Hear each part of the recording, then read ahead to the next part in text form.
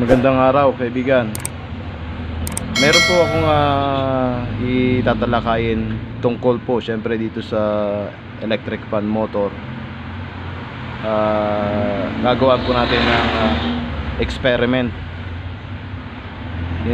Yung sinasabi ko po na experiment ay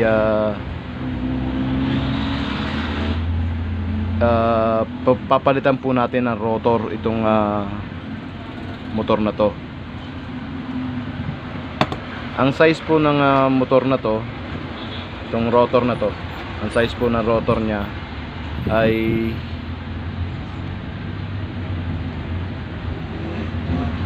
47 mm. At ito pong butas ng stator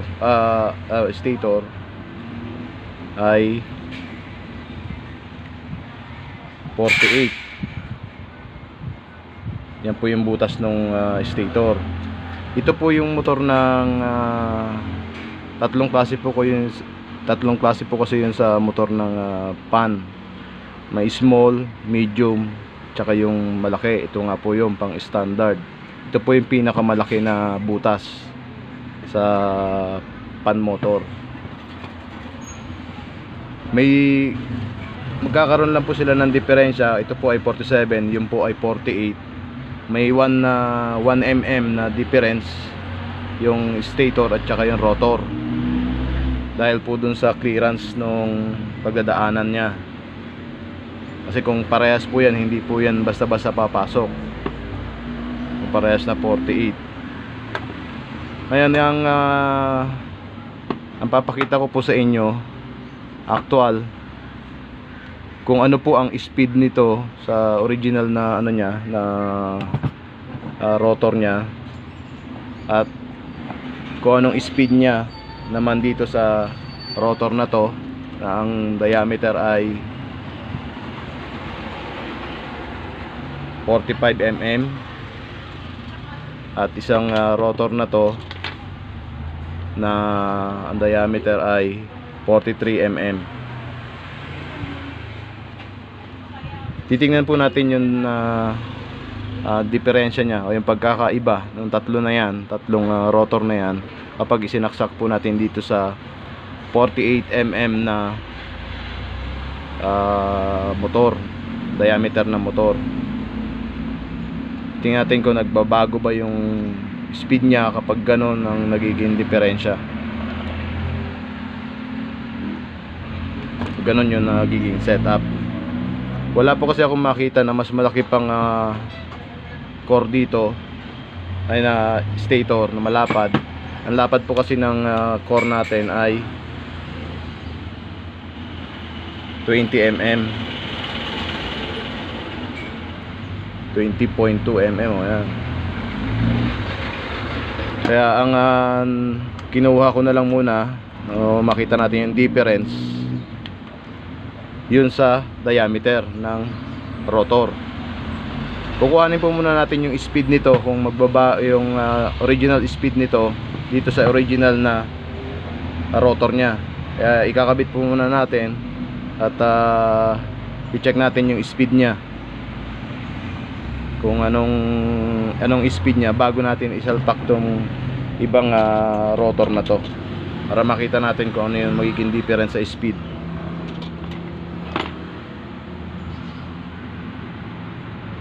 Yan, kung makikita nyo po itong rotor dito sa original na core nya, ay halos wala siyang pagitan doon sa core at yung rotor, at kapirasong kapiraso lang, mga 1 mm nga po yan ang pagitan nilang dalawa. Kukumpare natin mamaya yung ibang rotor na yon na isasalpak natin dito.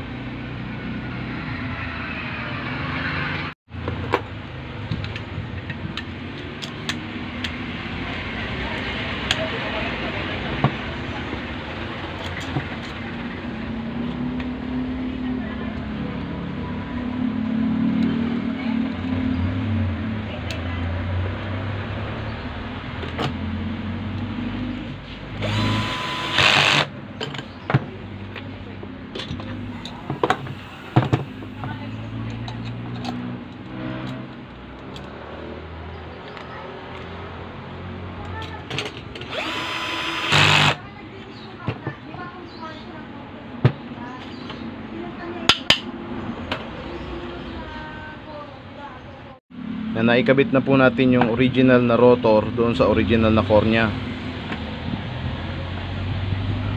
I-testingin po natin yung speed niyan para makita natin kung ano po yung ano yung speed niyan totoo.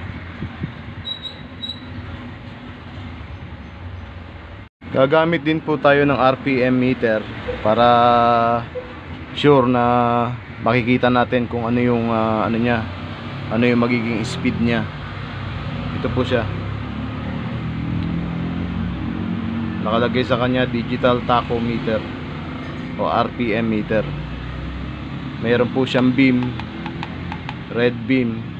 Ngayon, para po makuha yung speed nung itong motor na to, maglalagay din po tayo nung reflectorized sticker. Yun po yung nasa loob, dinikit po natin dito sa spacer nya para hindi na tayo maglagay ng pan. Doon ko na siya inilagay, umiikot din naman po yan.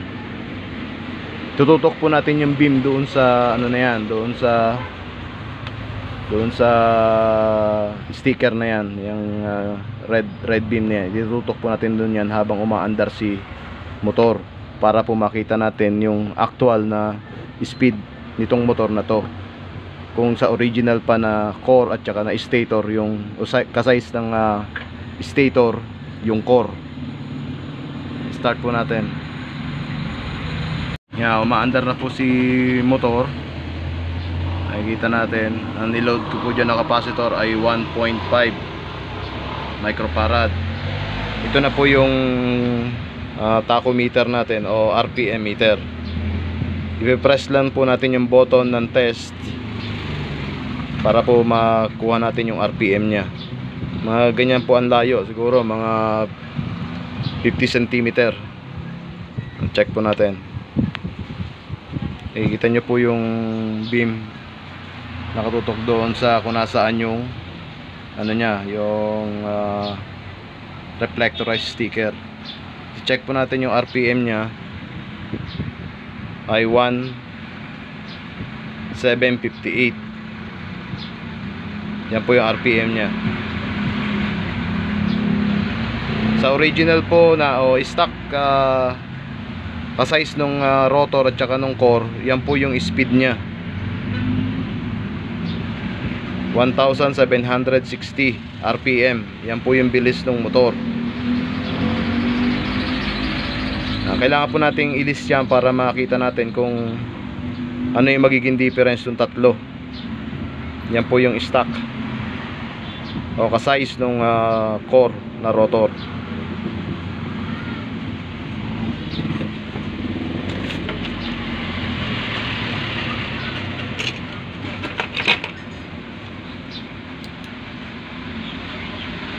.47 mm na rotor, ang speed niya ay 1760 RPM. Yan po yung speed niya pag 47 ang rotor, 47 mm. 47 mm, yun po yung diameter ng core. Next naman po tayo, doon naman po tayo sa 45 mm na core.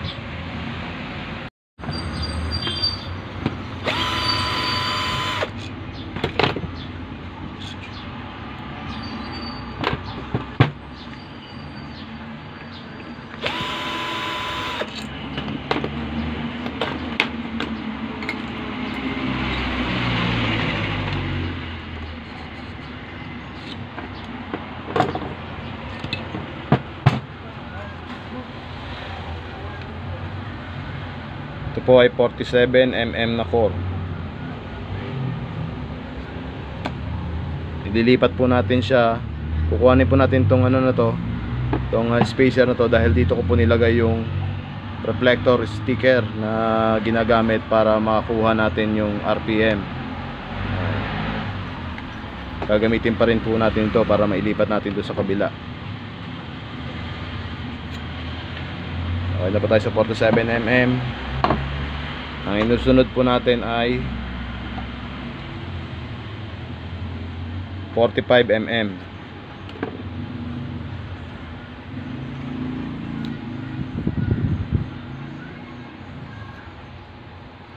Ang size po ng lapad po ng rotor na to ay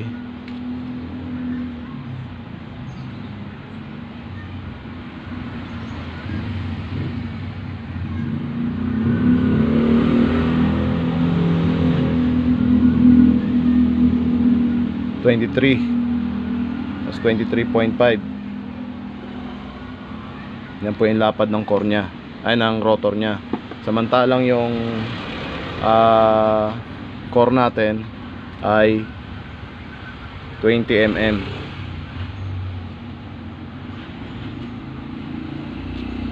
Try po natin yan. Kailangan lang po na maisentro nyo yung, ito po yung bakal na to. Hindi po kasama yung buong aluminum. Ito po lang bakal na to. Yung pinaka ano lang nya. Yan lang dapat yung kukuhanan nyo ng sentro na maisalpak nyo rito sa motor. Kukunin nyo yung sentro. Nakalabas siya dapat ng konti.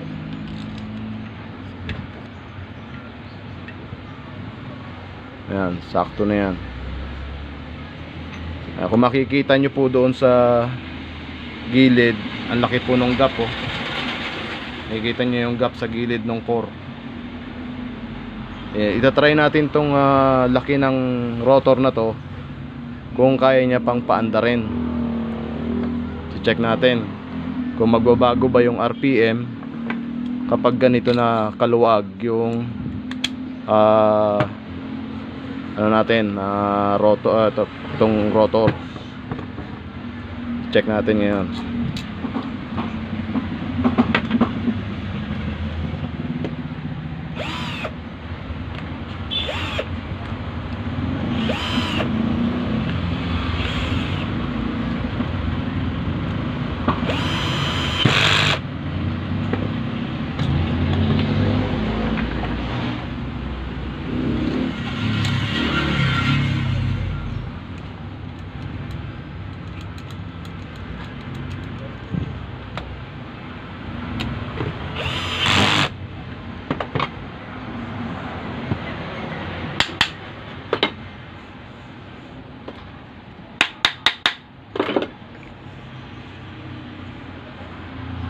Smooth na po yung ikot niya. Nakikita niyo po yung puti. Yan po yung ano niya, yung tatamaan ng beam.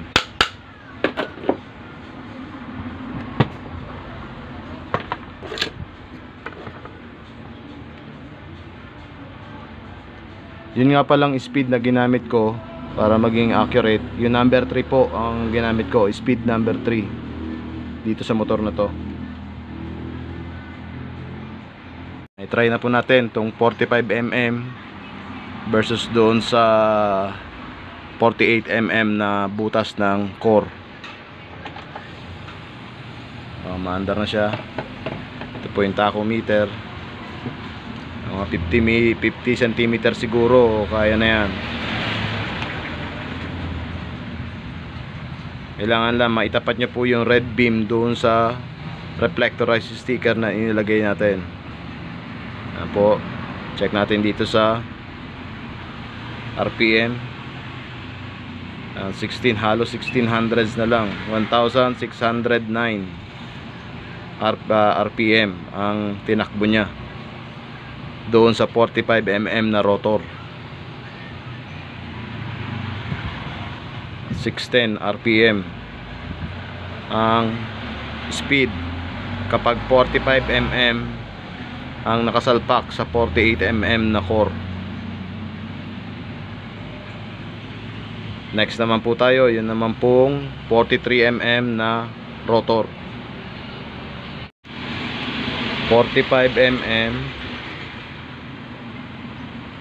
ay umabot ng 1610 RPM. Ang diferensya niya po ay 100 RPM, halos 100 RPM lang, wala pa. O lagpas po ng 100 RPM. Yan po. Next naman po natin yung 43mm na rotor.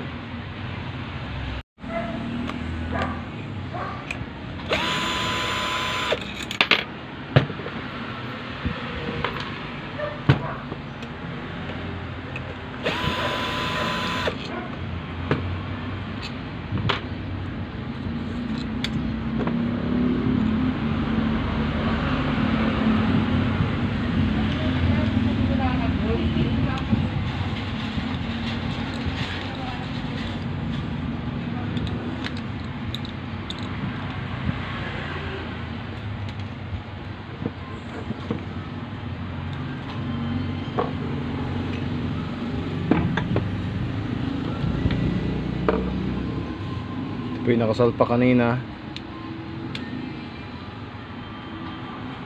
45mm. Okay na po ito, na-test na natin. Ang next naman ay 43mm na rotor. Medyo manipis siya doon sa original.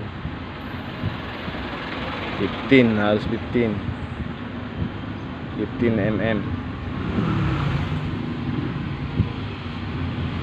15.5mm dapat po ng dapat na rotor dito, ay na core dito. Try po natin dito sa 20mm na ano, na malaking butas.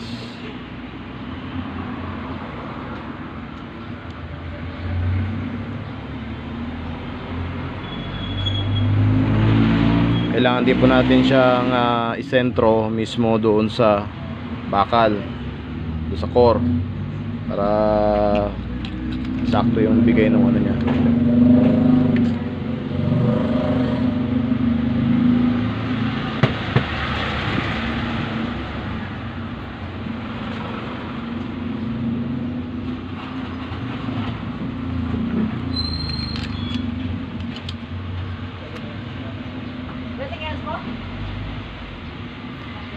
Kung mapapansin nyo, yung pagitan ng rotor at saka ng core, masyado nang malayo yung agwat. Makikita nyo. Siguro mga 4mm to 5mm na yan, pagitan nya.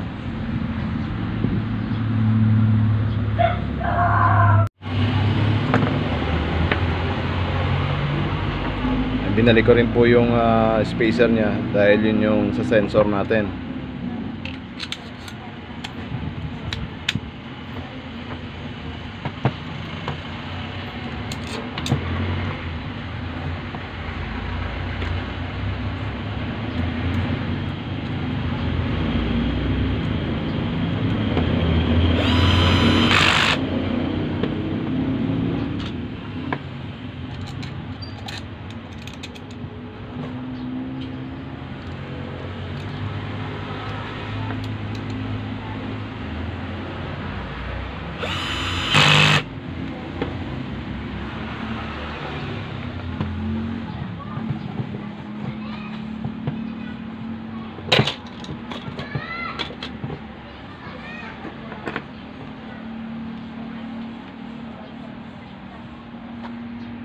Ikabit na ba natin? Test na natin.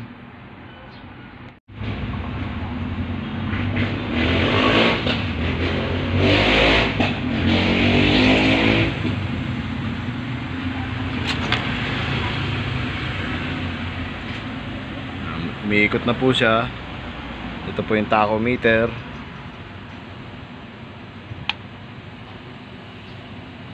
Tutok lang po doon sa reflectorized sticker. Ang RPM po niya ay 1394. Yung 43mm na core ay na rotor versus doon sa 48mm na core, 1395. Yan po yung speed nung 43mm na rotor na nakasalpak sa 48mm na core. Yan po. Natin ilista din para may comparison tayo.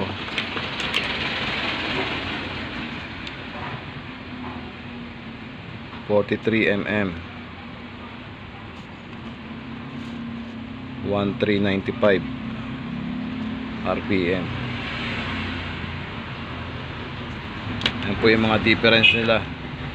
Ito po yung original 45 at saka 43.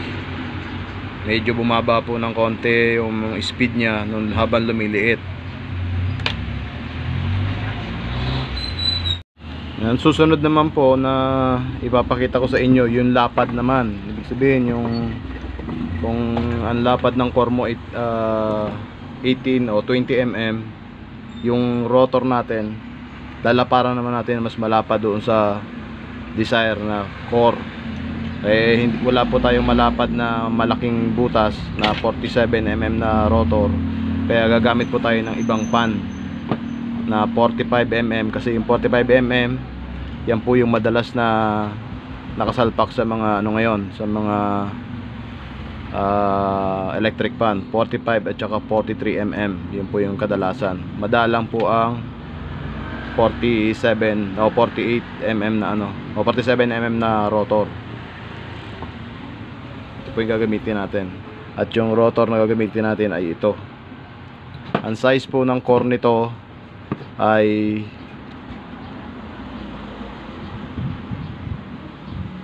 14, halos 14mm.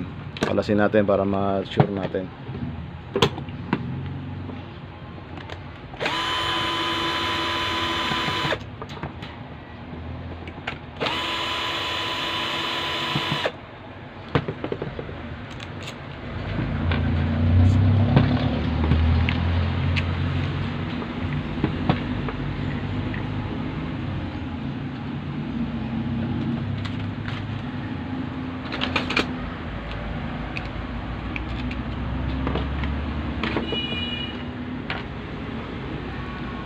Ang kapal po ng core natin ay 14mm, at ang butas po niya ay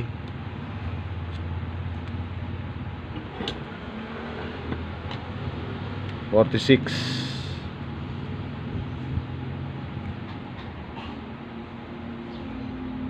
46.1 o 46. Tapos ang stock stock rotor niya ay 45mm, at yung diameter nung lapad nung rotor niya, ang pagkuha po ng lapad ng rotor, yung mismong baka lang po, hindi po kasama yung aluminum.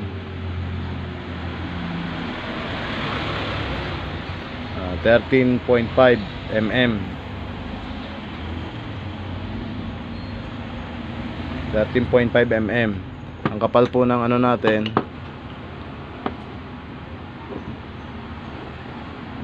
Ang core natin ay 14 po.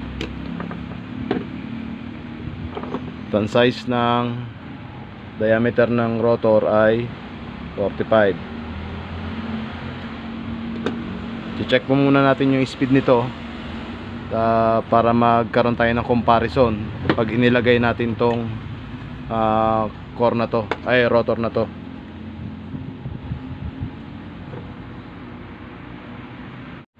Ang size po kasi ng core na to, o yung lapad ng rotor na to, ay pang 23.5 na o pang 24 na pang 24 na core. Tapos ang diameter ng rotor na to ay 45. Kagaya rin po nitong maliit na to ay 45. Itingnan natin mamaya kung anong magiging pagbabago doon sa speed na maliit na core. Kukompare natin dito sa lalagyan natin ang rotor na malaki, kung ano magiging speed nya. Pero bago yon, kuhanin muna natin yung speed nung original na original na rotor nya dito sa core na to, sa motor na to.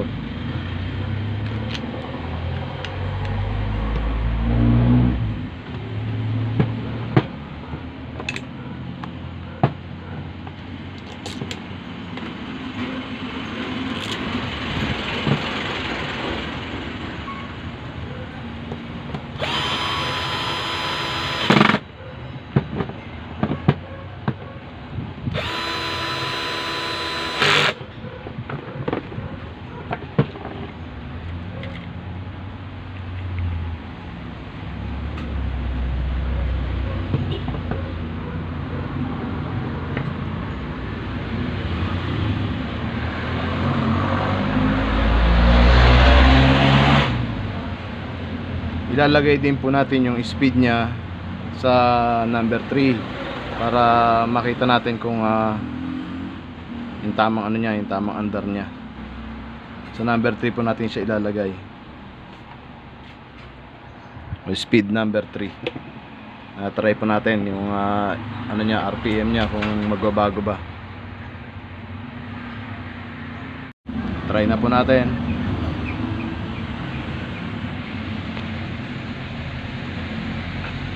Ikot na po.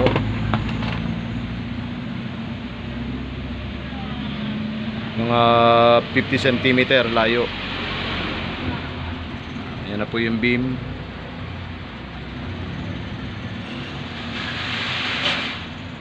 Ang speed po niya ay 1,745 RPM, 48 RPM. Yan po yung speed ng core na yan at yung rotor nya.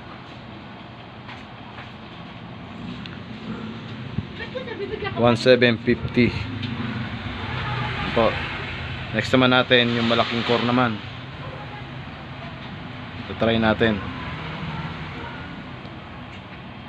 Next na po natin itong malaking core. Ang lapad po ulit nito ay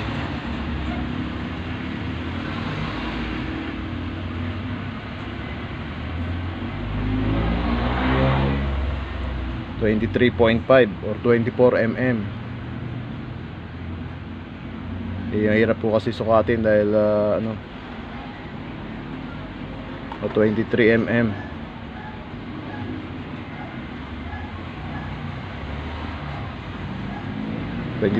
Po ito. Kabit na po natin dito sa core na to, na ang sukat po ng core na to ay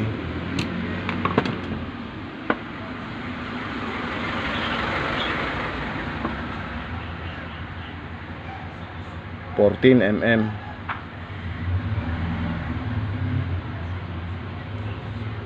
14 mm versus mo dun sa 23 mm na stator. Tingnan natin kung ano yung magiging andar nya. Kailangan din po ulit isentro ito, itong malaking core na to, isentro natin dito sa core na maliit. Makita natin kung pumantay, ibig sabihin yung magnetic field na ginagawa nitong maliit na core. Ayun natin. Babalik din po natin tong isang spacer na to kasi kailangan natin yung reflectorized sticker.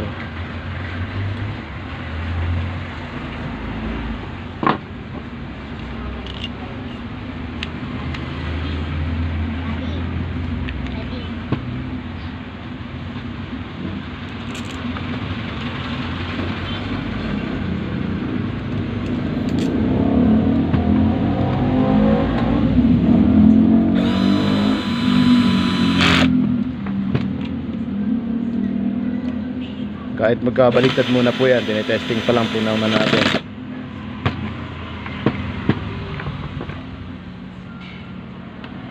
Free wheel po siya, sabihin okay.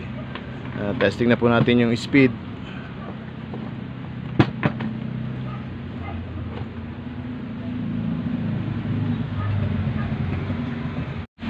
Testing na po natin, naka setup na.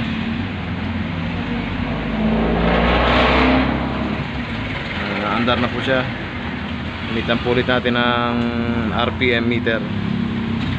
50 cm po layo. Okay na po yan.